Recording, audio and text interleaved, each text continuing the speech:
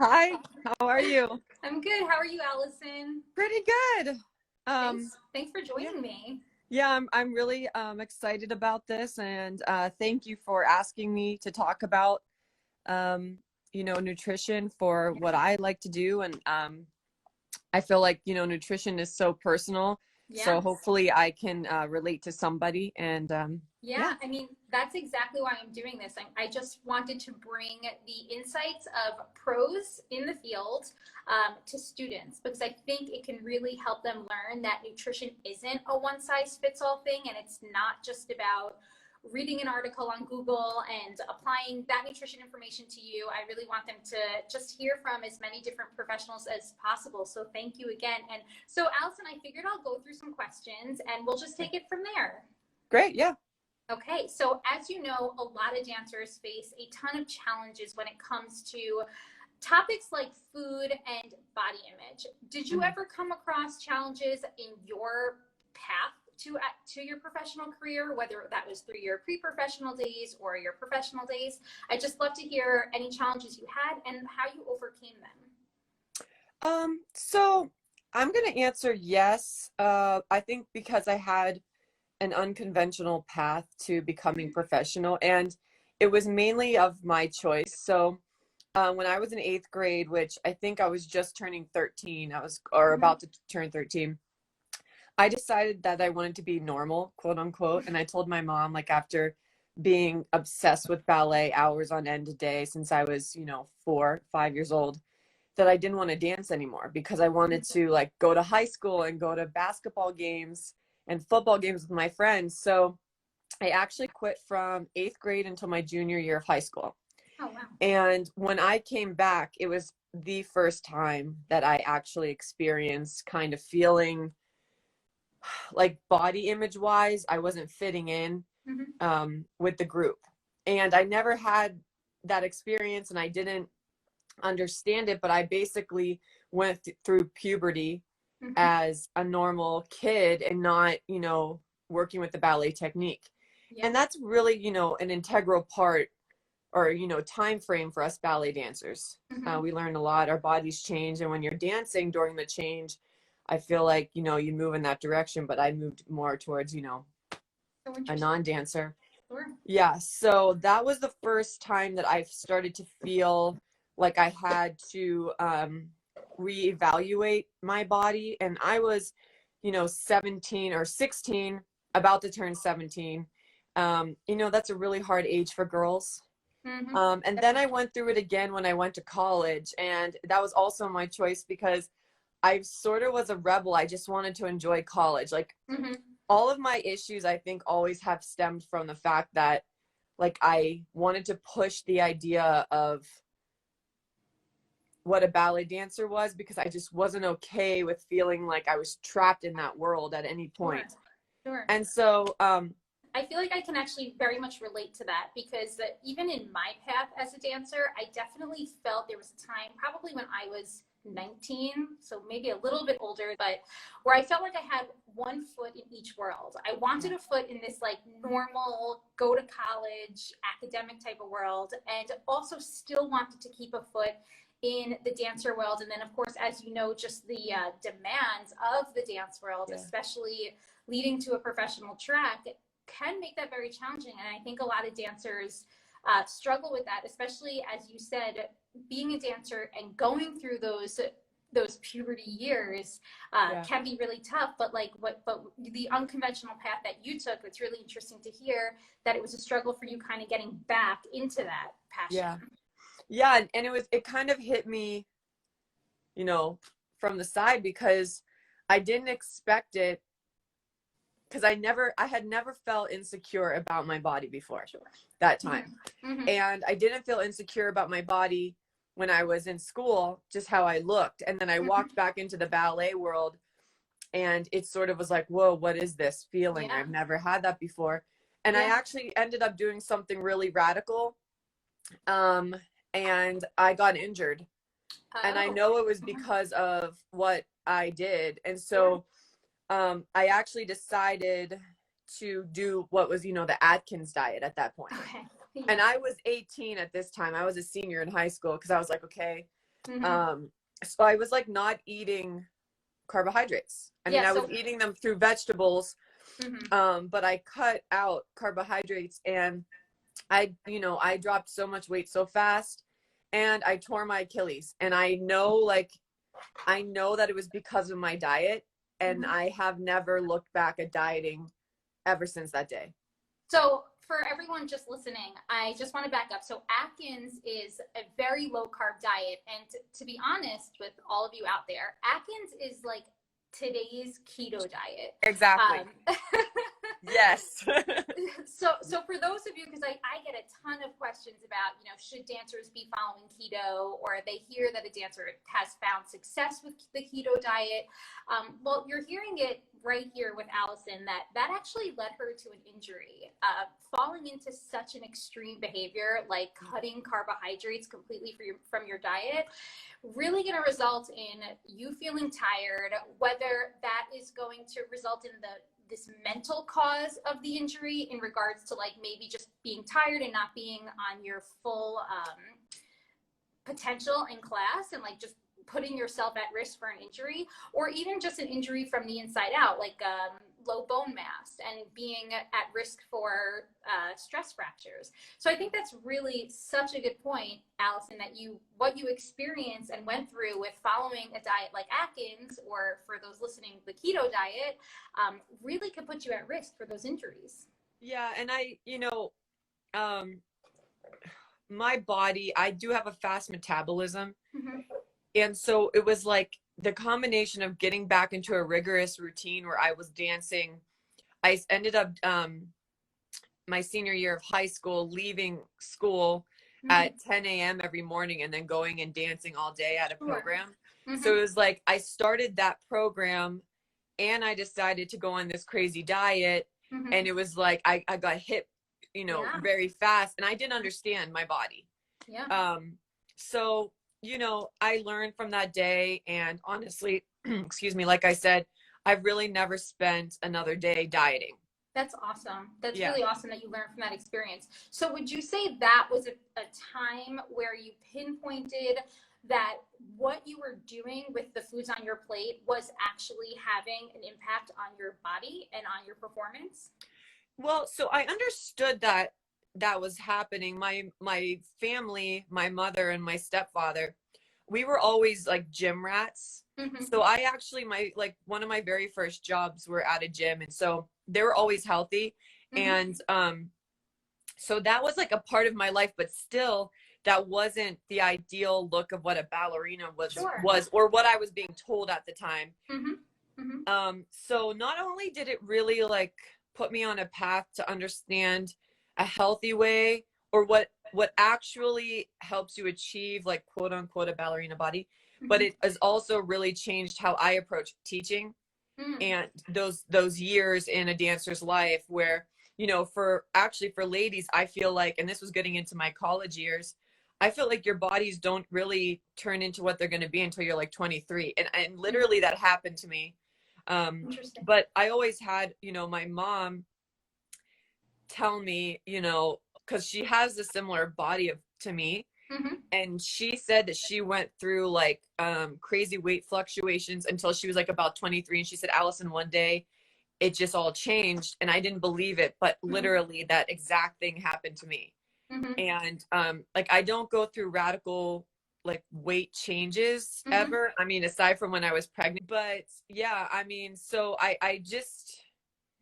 it just changed me in a positive way. And I think mostly just how I approach now students in my school. Yeah, no, this is a fabulous point. I would say that majority of the dancers that reach out to me who are always concerned about their weight are on the younger years, going through puberty, between the as young as 11 through, I would say, around 20. And I think it's really important for them to realize that your body is meant to change through those years. Yes. And it's really not going to feel stable until you hit your mid-20s. Yeah.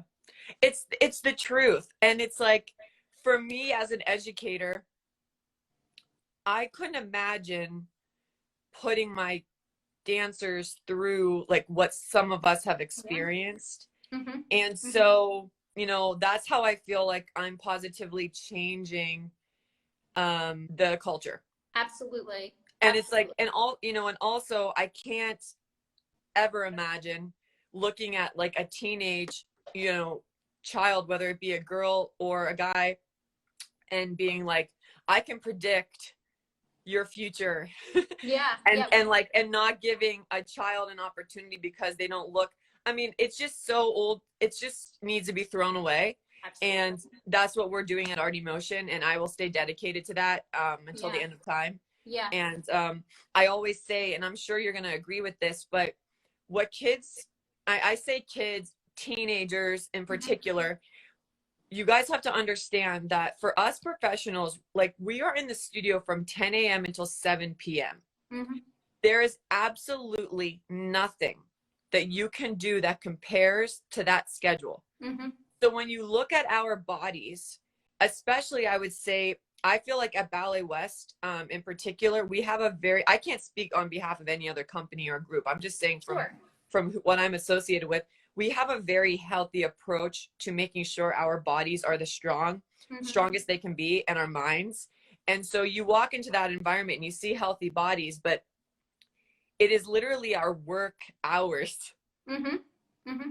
And well, I'm sure we'll get into this, but I found, I definitely have to be eating and drinking way more than I would on any normal day, just Yeah. to maintain my schedule.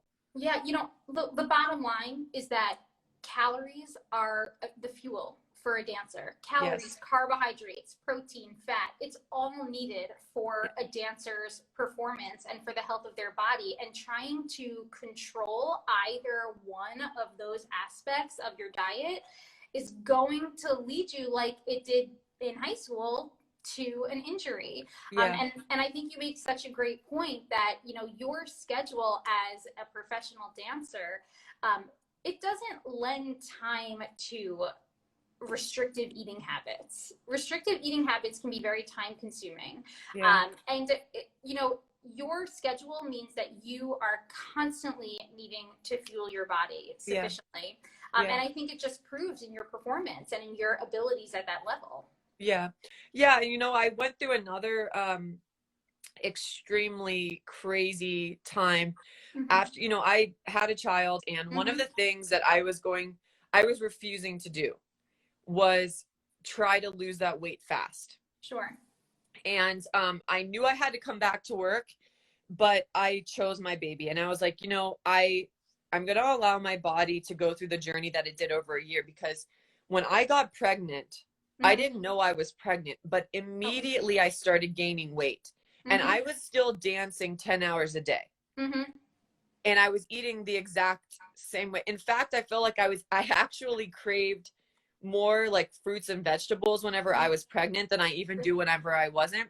Yeah. But I didn't know I was pregnant, and I, started gaining literally a pound a week. So the journey of it, I felt like my body was telling me what to do. And then after I had the baby, I was breastfeeding, and I was like, Sure. okay, my body needs everything. Sure. So when I came back to my full-time dancing schedule, I felt like I still had some of the weight on that I had gained, and it was helping me get through. So I was eating a lot, drinking a lot, because I wanted to keep my milk supply up, because I wasn't sure of how that was going to go. You hear horror stories of like people. Oh yeah, I know. But I actually had talked to my doctor, and she said, Allison, you're so active before you got pregnant. It's usually the women who aren't very active, and then they try to be extremely active and they lose their milk. So it gave me, kind of a peace of mind. But Yeah. about, I would say, 9 or 10 months after having Ajax, all of a sudden I felt like my metabolism sped up like tenfold. And I was in the middle of a rehearsal, and also, I'm admitting that I did experience postpartum depression, which a lot of people don't talk about. But Sure. in the middle of a rehearsal of a ballet, like for Nutcracker, that I've been doing for 12 years, I couldn't get through it. Interesting. And I was crying, and I was like, my body's giving up on me. What's wrong with me? And I was just like, I'm not strong enough. I'll never be able to do this again. However, I had already been doing it for months. And at that point, I realized I actually had to be eating Hmm. way more than I was thinking, because Sure. all of a sudden that the reserve that was there to keep myself and my baby healthy, it just went away because I was dancing so much. So that Absolutely. I had to make another shift. So it's just crazy, the journey. If you just maybe listen to your body, this was my experience. It actually tells you what it needs, and sometimes we ignore it. Yeah, I think this is fascinating. So, Allison, I'm actually pregnant right now. I'm in my Cool! Congrats! Thank you. Yeah. Let's see, I'm 25 weeks, and Cool. one thing that I always say about pregnancy is it is like the Kickstarter to intuitive eating. You can't not listen to your body when you're pregnant. Yes. And it's so funny because with this pregnancy, I'm experiencing a similar thing where I want more fruits and vegetables and fresh foods. When I was pregnant with my son, it was actually the opposite. I struggled with wanting those fresh items, and that was one of the biggest challenges that I experienced in my life so far. For someone who, as a dancer and even as a dietitian and always wanting these fresh or whole foods, not even being able to stomach that was like, I almost lost a piece of my identity during that first trimester when I was having my son. It was very difficult mentally on me. Yeah. But at the same time, I also knew I had to listen to my body. And another thing, which I'm sure you're going to agree with pregnancy, looking back on it, it is temporary. It's like this temporary time that your body is going through. And I try and remind some of my friends who are going through pregnancy as well, because it can be scary. The changes that you see with your body can definitely be full of anxiety, especially for a dancer. But it's important to realize that the body is meant to change. And I said that before, and you alluded to it too.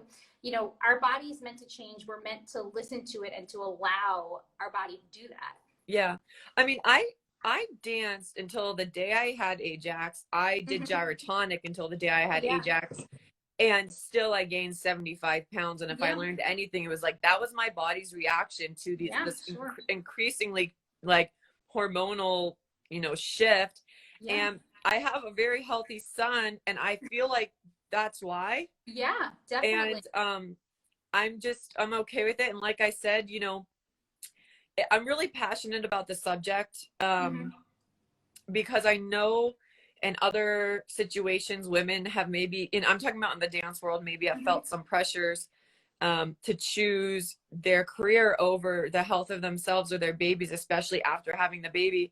Right. And I'm extremely bullheaded. And so I'm going to do what I want anyway, but I do have to acknowledge that my boss, Adam Skloot, was extremely just so understanding. And so, in the past 2 years, 4 of us have had children. Wow. And 3 of those ladies were principal dancers, and I'm a first soloist. So we're dancing the most in the company. And we never felt like it was, impeding on our career or coming back. And he was also very good about asking us like how we felt and when we wanted to come back, and never, felt like how we looked mattered. And so I do think I have a healthy environment here. And so I'm thankful for that.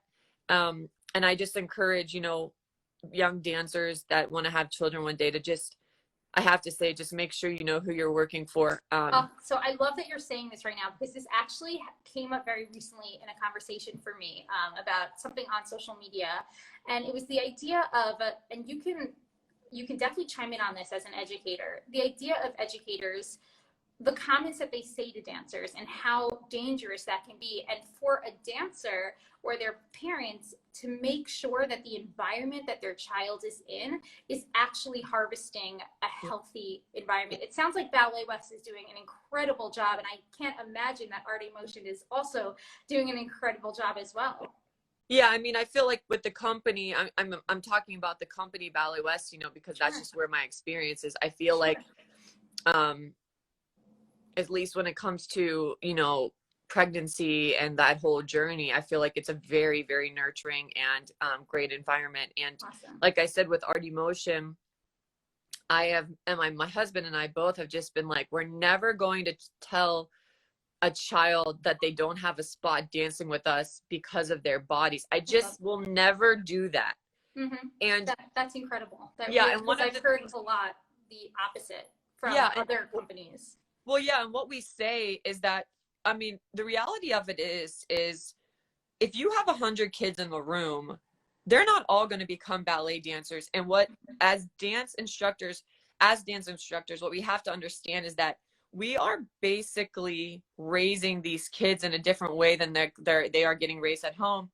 And they're going to be other things. And how do we raise like successful children in any aspect of life if we're putting them down? And Definitely. so, you know, we don't just look at the ballet studio as like, oh, we're gonna harvest, you know, like 100 professional ballet dancers. Like that's completely like unrealistic.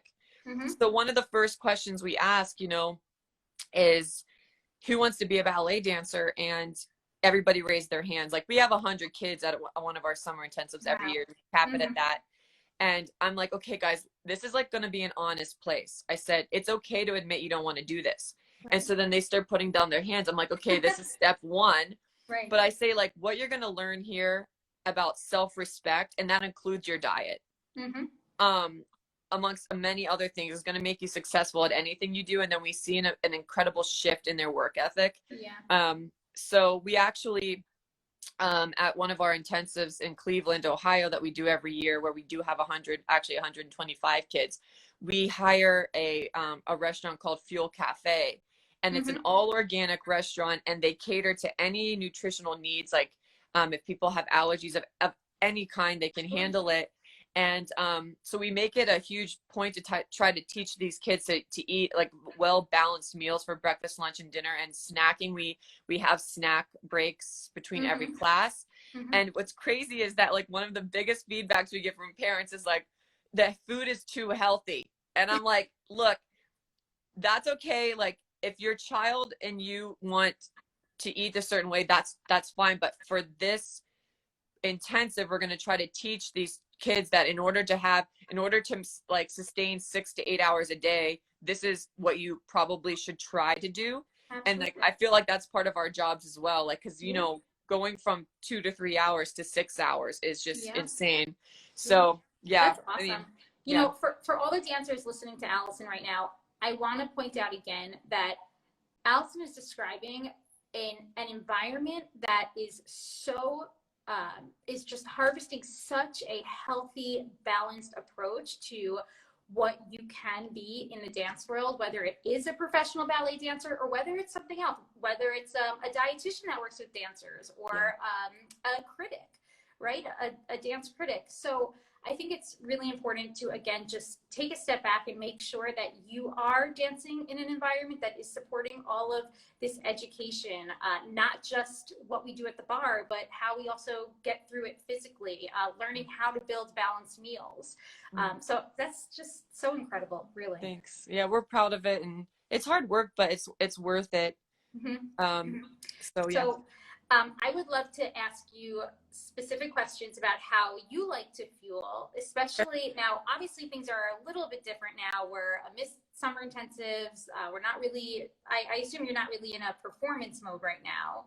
No, we actually have been laid off from dancing since the February, but we just news. We think we're going to end up being back at work at the beginning of September, which is still like later than we should have been, but I'm really excited about that. But we've actually just finished six straight weeks of intensives, virtual and in person. So it's been long.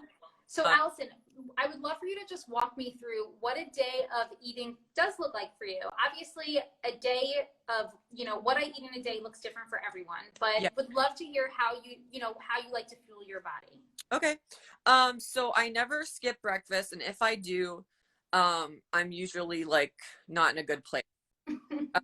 So I drink coffee every day. I can't live without it, but I only drink it in the mornings generally.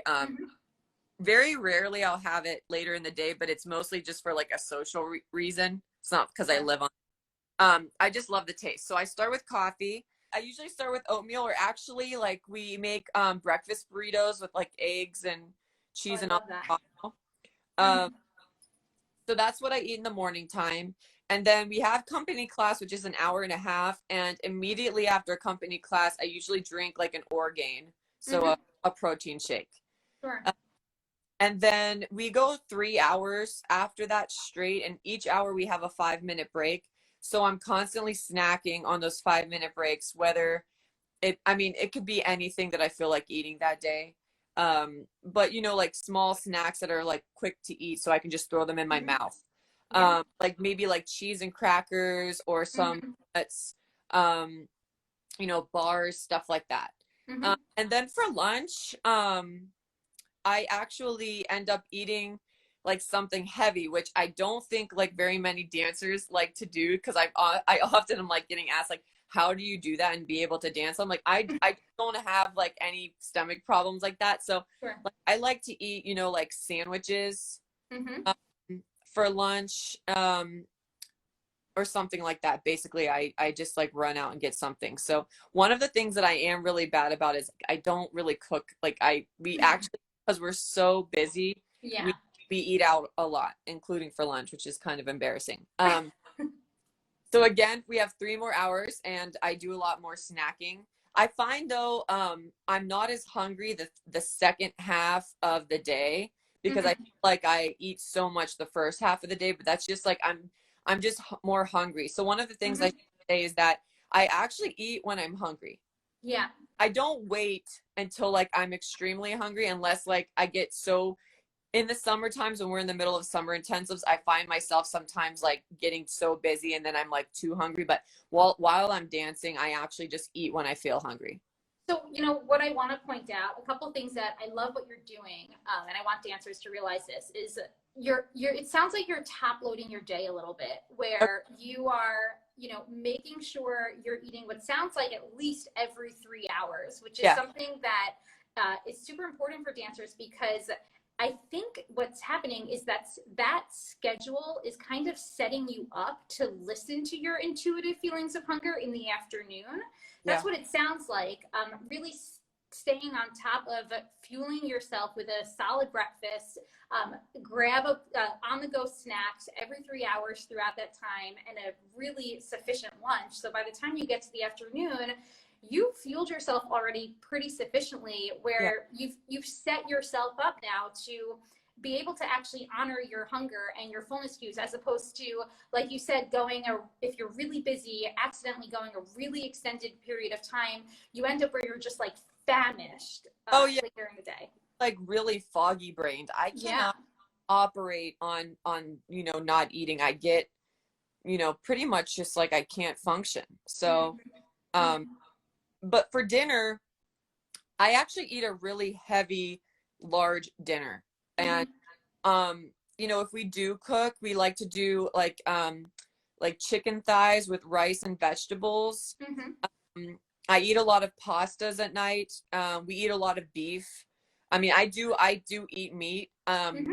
I just love to eat meat. I know Sure. that Sure. not people's choices, but then we eat a lot of like Thai food, Indian food, Mm-hmm. and stuff like that. And then I usually end up having something else before I go to bed. Okay. Yeah. I mean, number one, dinner, making that like more of this recovery meal, where it's like you have Yeah, a really quality source of protein, whether that's animal based or plant based, yeah, anything could work, honestly, yeah, as long as it's there. I love that you're incorporating carbohydrates, again, just to like really ram that into our dancers, the importance of carbohydrates for your fuel. yeah. I mean, especially when we're in performance mode, Mm-hmm. I'm always eating a heavy carb meal before, especially a two show day, Right. because Sure. I feel like for me it makes a difference. If I go low carb in any way, I just don't feel like my body is working, and Mm-hmm. it's just a really funny thing. I get made fun of it for all the time. They're like, it's just because you're Italian. I'm like, maybe, I don't know. It could be, and it's like what I've grown up on. But I Right. mean, honestly, I eat a lot of pizza. I love pizza. Corn. Yeah, yeah, And it's like, I mean, I told you I'm not like this conventional how you would think, but I just feel like it's just what is best for me. I have to yeah, feel like my stomach is really full. Or sure. do you want to know what my biggest fear is? And this is no lie, and it was one of the questions you sent me, but What? my fear is in the middle of a show being hungry. Mm-hmm. That's And a really good point. it's like when I feel like I don't have energy because I'm hungry, then I get afraid. I always end up in really high intensity roles on stage, Mm-hmm. and I need the stamina. Mm-hmm. And I do feel like I get it with my food. Yeah.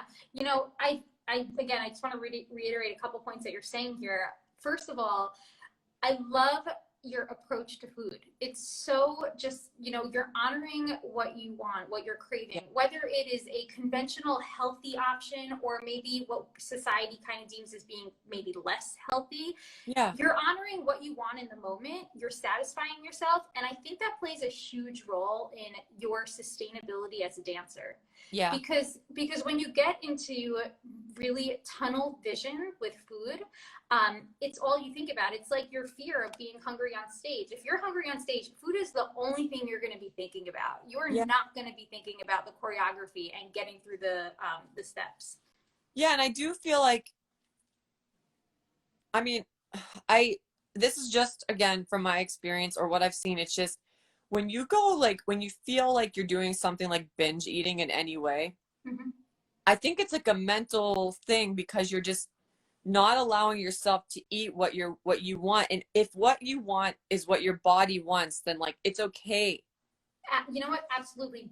For And you don't end up overeating it if you just tackle it when you want it. Yeah, it's so true. Yeah. I would say this really clicked for me with pregnancy, actually. Okay. Again, really being forced to listen to what you want, and not being able to fight that. And I think it's so important that you bring up binge eating or just overeating in general. When I hear of a dancer who's talking to me about that cycle of undereating and overeating, so often that period of overeating for them is really just their body biologically catching up to what they've omitted for whether it's a day or for like the week, and it's a Saturday now and they're overeating. So it's really important, like once you find that balance, your body's not going to feel the need to just get it all in before it's gone. Yeah. And the one thing I've never understood is like, and I'd love to hear what I mean, you're the expert on this, but like when people do, a cheat day, I'm like, what is that? Because for me, it's just hard to understand how you would like want to maintain a certain thing for 5-6 days of the week, and then one day you're just going like all out on all this crazy stuff. I feel like that has to mess up your stomach so bad. 100%. One thing I like to point out is that, let's say for me, I have a sweet tooth, or something that I happen to love is pizza, for example. And if I were classifying these foods as quote unquote bad foods, and I'm only going to save them for my quote unquote cheat day, I'm going to fall into this pattern of anytime I eat that food that I happen to love, I'm turning it into a negative experience. Yes. I'm making it into what could be something that makes me happy and something that's fun. I'm turning it into an experience where I feel sick after, my stomach hurts after, the next morning I wake up and I regret what I did. Yeah. So it's so important for us to really try and strive for a positive relationship around our meal times. And you can't do that if you're not allowing yourself a certain food and then you're going overboard on the food that one day a week. Yeah. And one of the things I do that I think a lot of people don't do is I never feel guilt about what I put in my mouth. So even so the one thing that I do try to I wouldn't say completely avoid, but I don't eat very often are fried foods. Okay. And that was only because when I was in college, I mean, college is a crazy time. I mean, anyone who's been in college knows, like, I would be up all night doing college things and, like, just not taking care of myself. We don't sleep. You're like, doing work, you're, having fun, all of these things. And that was like the only time in my life where I started having like stomach issues. And I went to the doctor, and the doctor was like, well, Allison, like, I'm not finding anything serious. He's like, you probably have to do some things with your diet. And he was like, no more coffee. What did he say? No more like sauce, like Italian, like, sauce. And then he said, no more fried foods. And I was like, well, I'm not giving up coffee. I'm absolutely not giving up like, I will try this no fried food thing. So actually for probably like 5 or 6 years, I didn't eat fried foods at all. And that was the best I ever felt. Wow, interesting. So something that I want to point out is that, Allison, you're not necessarily restricting a food. You're actually listening to your body because a food Yes. doesn't necessarily agree with you. Yes. So actually, one of the articles that I posted today on my blog is like really learning how to decipher what is a food rule and what's more of a food choice that's just coming from experiences that you've had. In this current pregnancy, I actually get very bad reflux from red sauce, which kills me because I'm not Italian, but I do love Italian food. Yeah. But I've had to actively make an effort to avoid pasta with red sauce or like red pizza. I do like white truffle pizza and things like that. But Yeah. so it's a matter of like, you can make food choices without turning them into food rules. I think it's just really learning to listen to your body. Yeah, that's really for me like the only food that I feel like physically sick after I eat too much of it. So I still eat fried foods now. Like it all went downhill after like one mozzarella stick. Like it just, I was like, I have to eat them. So I don't not eat fried foods. It's just like when I go to a restaurant and somebody asks me like, what do you want on the side? It's very rare that I end up eating the fries just because that's the only time my stomach doesn't agree with it. And, that was the only choice I think that even now, but I do eat them. So don't think I don't, you guys. Yeah, no, it sounds great. It sounds like you're just honoring your body. You're listening to it. You're listening to the after effects of certain things. And one thing that you mentioned is that when you know, what is a cheat day? When you eat, you're making it a positive experience. You're not turning your favorite foods, whether they're the typical healthy foods or the typical unhealthy foods, you're not turning them into this negative situation where you just can't trust yourself around them. Yeah, and I do have to say too, I've become way more conscious of what is in the food that I'm eating, especially since I was pregnant with Ajax. It was like an innate thing. Like before Ajax, I really didn't care if I was eating organic or anything like that. I wasn't checking for like high fructose corn syrup. I just wasn't doing that. Just awareness over what you're putting in your body, ingredients, trying to get more of those whole food, less processed options in. Yeah. And also at the same time, not becoming too obsessed with that idea and realizing that, you know, one meal, one food is not going to make or break your health and your performance, but it is good to be aware of those ingredients just for your own health and your own body. Allison, I'd love to ask you, it's a bit of a general question, but Okay. how would you define a healthy dancer? Being able to understand that it's not the only thing about you. And it's mainly because at some point, your time on stage is going to end.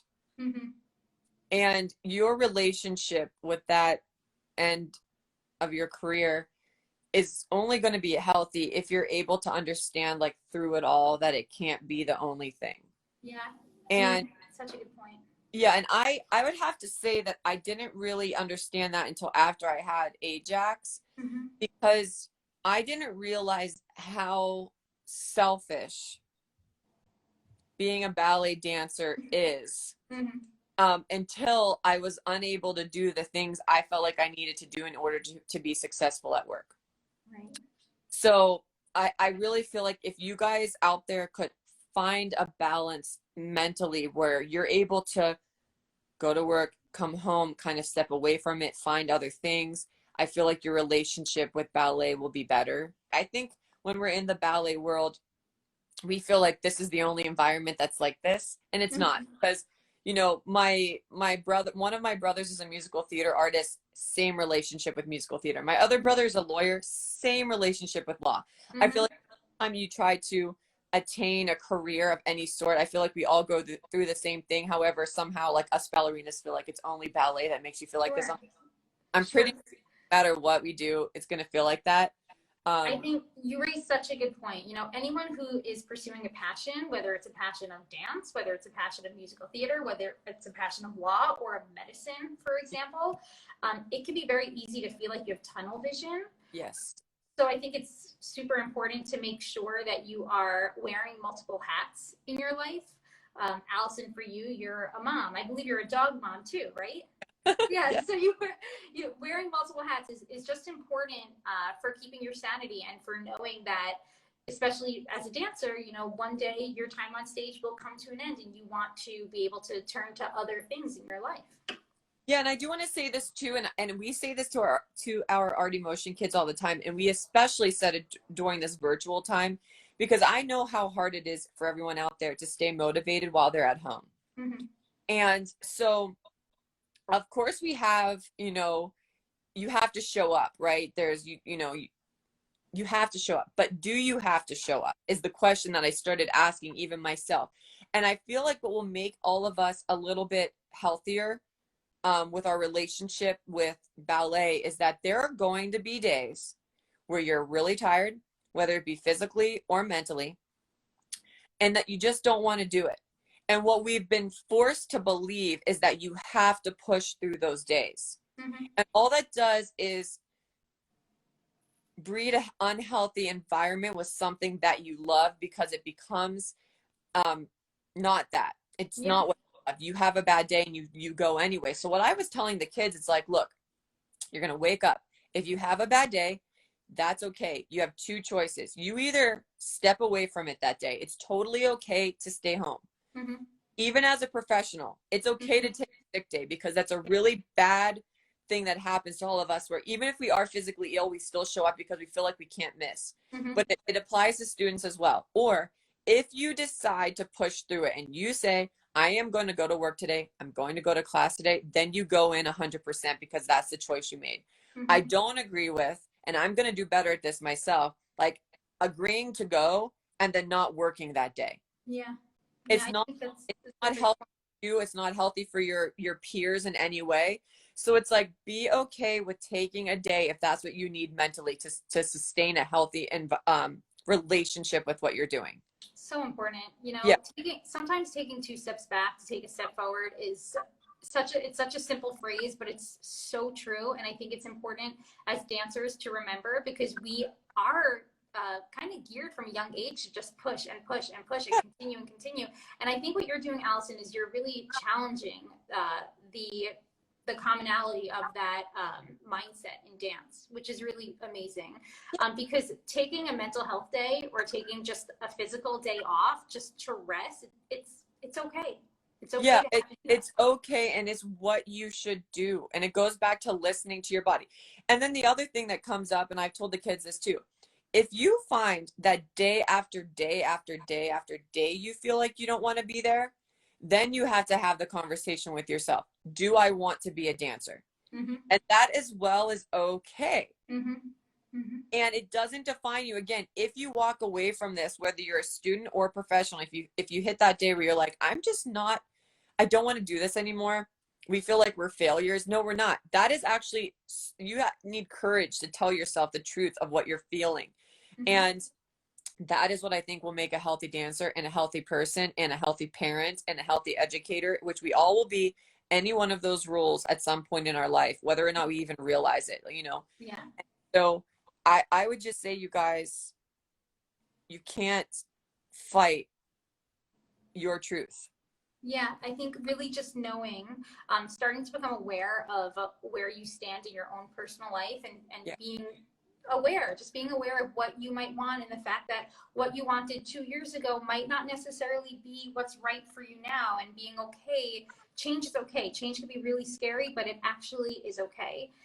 Allison, this has been so incredible speaking to you. I cannot thank you enough. You've given all the dancers watching this so much insight into really what a healthy dancer means, which is exactly why I wanted to do this.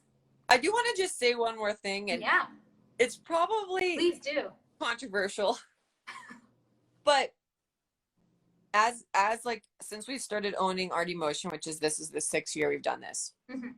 I would encourage, I hope parents are also tuning into this. Yeah. I want parents to understand this as much as the student. And what I find sometimes is that it's not that. Mm. And there are healthy environments for your children. And they're healthy environments that go against like the crappy norms that we've all been facing in so many ways. And taking them out of a toxic environment doesn't mean you're not giving your child a chance to succeed.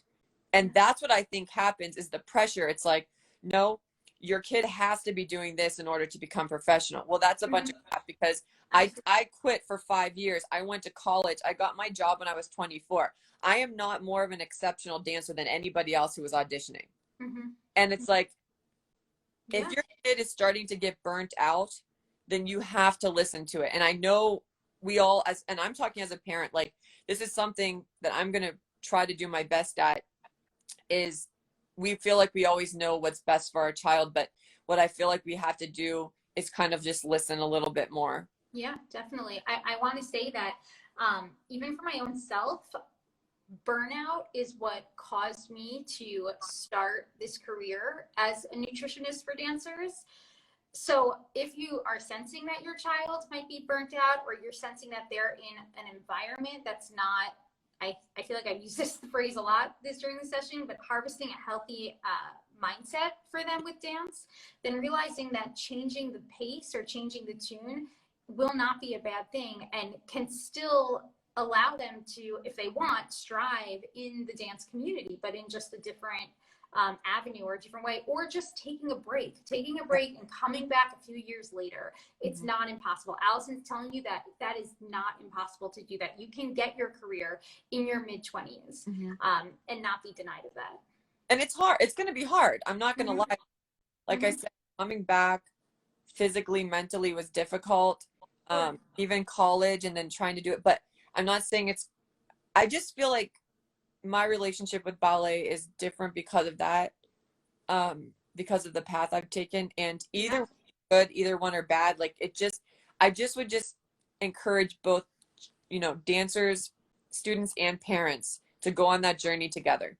One thing I think that was born out of this whole COVID situation is now there are a lot of opportunities to join studios that are virtual. So if you perhaps live in a small town and that dance studio, because I feel like I've heard a lot about this with clients that I work with, they'll live in a small town. It's really the one studio that they have available, and it's really not breeding a healthy environment for them. Well, one good thing about COVID is that we actually do have a lot of virtual opportunities now. I know virtual can be difficult. I know it's even just difficult for myself to do classes virtually, but I will say the opportunities are out there. Yeah. Well, I mean, RD Motion has said from the beginning, and we put this in a curriculum on our website, we said, it's not okay to expect out of our kids at home what they're doing in the studio. And a lot of the things I was hearing was, we don't have a bar, we don't have a floor, we don't have mirrors, we don't have the perfect environments. Like, none of us do. And if a teacher is teaching as if you have that, then probably not a good idea to be there. Yeah, sure. Like, we have to adapt in safe ways. And like the jumping at home, I've been adamant about it. You're not doing it unless you have tennis shoes on or a sprung floor. Sure. And kids are like, oh, and I mean, like we do open classes every Saturday, all levels, 8 and over. So we have like kids and adult dancers in there. And actually in August, we're going to add some extra classes during the week with some of our principal faculty. But you guys could just see sort of like the environment that we create at RD Motion, which I'm proud of. And, if people want to take those classes, come join us. And actually, one of the things I'm planning on doing, I kind of lost track of it during the 6 weeks that we've been working on. But so I took class pregnant up until the day of birth, but also like after pregnancy, I wore Ajax. And I love that. That's so cool. Probably some like kind of mommy or daddy and me classes, Sure. I'll join that. Things that I had heard from adult dancers, it's like, I have my kids at home, I'll be distracting. I'm like, are you joking me? Like, we're all at home, animals, kids, siblings. I'm like, it's not about a perfect environment. It's literally just about dancing and keeping your bodies healthy, and you can do it anywhere. And it's the idea that it has to be a perfect environment that is the scary part for me. Yeah. One thing I also want to say, because I'll get this question a lot too. It's important to realize that while you're home, you, and Allison, you basically said this, you can't compare and you can't have expectations that you would have being in a studio. And I see this a lot with weight. Dancers will ask me about the couple pounds they've gained being at quarantine. And there comes a point where you have to say, you know what? It's going to happen. It's going to happen. You might not be exercising as much. You are sitting around more often. Just be patient with yourself. It's hard to see now because there is so much unknown, but this is a temporary situation. You will be back in a studio eventually, and it's important to just be patient with it. Yeah. And I hope companies are too with their dancers. Yeah. None of us are back in the same shape we left. Even if we were taking class at home every single day, it's just not possible to sustain 8 hours of activity. Yeah, I just want people to just know that you're in charge of your own life, you guys. Nobody else is. And you're in charge of your choices as well. And I think it's important to hear everybody out, the good and the bad, actually. Don't block it out. Actually assess it and then make your choices for yourself that's best for you. And that's what I think overall will make a healthy dancer. Absolutely. Allison, thank you so much, really. I mean, this insight has just been invaluable. Awesome. Okay, well, thank you so much. Thank you. I'll speak to you soon. Okay, ciao.